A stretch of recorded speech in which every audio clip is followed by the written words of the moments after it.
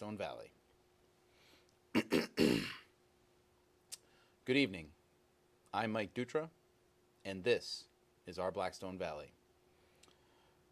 First thing we're going to cover tonight is the normalization of racism and online harassment. I wanted to open it with a quote. It's, "When the debate is lost, slander becomes the tool of the loser." Let me say it again. When the debate is lost, slander becomes the tool of the loser. Socrates said that some time ago.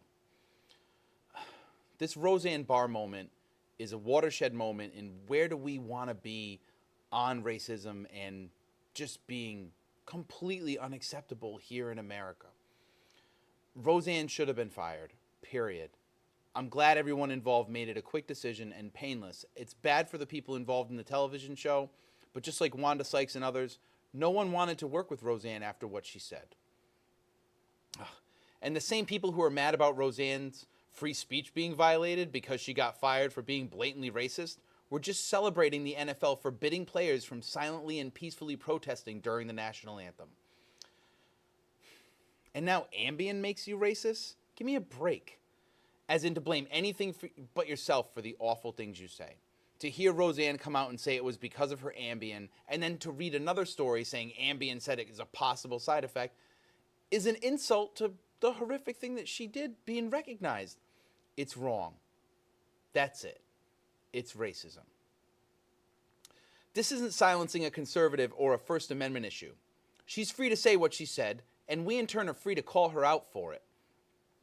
This is the same person who made Jew cookies in Hitler dress, and she sang the anthem, our national anthem, as no one could. She was unbelievably disrespectful when she had the opportunity to sing our national anthem. Thank goodness for Valerie Jarrett being exactly the right person to come forward and take the high road after the terrible things that were said about her. She explained how grateful she was for her circle of friends. Which brings me to something personally I wanted to share with all of you right now. I dealt with a little bit of online harassment recently, and to say it was a little, for me, things like that don't bother me. I know who I am. But it also affected people I love and my family. So I wanted to just take a moment to say thank you to everyone that reached out to me, that did what they could to let me know that I'm loved and that the people in my family and the people that I love are protected and taken care of. Very quickly, I wanted to say thank you to the Northbridge Police Department for taking care of the things that I don't need to talk about on air. I'm very grateful for that. Once again, thank you to my friends and family for supporting me through a time of online harassment for simply trying to introduce progressive liberal thought here in the Blackstone Valley. But getting back to the story, any real conservative should call President Trump out for using patriotism and racism to hold power.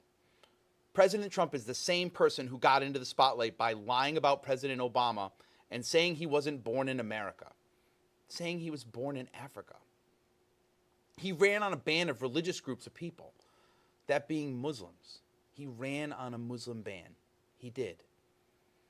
He called deadly white supremacist attacks in Charlottesville as good people on both sides. And he called African countries shitholes. We know what Roseanne and President Trump think. They are exhibiting racist behavior. And it's time for us to talk about it. I think we can aim higher than just tolerance. Tolerance means like, okay, fine, be there. But don't talk to me. And don't date my sister. There is not a religion in the world that says, I asked you to tolerate thy neighbor.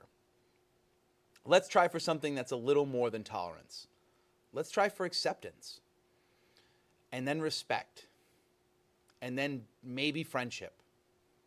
And then hopefully someday love. I'm Mike Dutra. This is our Blackstone Valley. We'll be right back.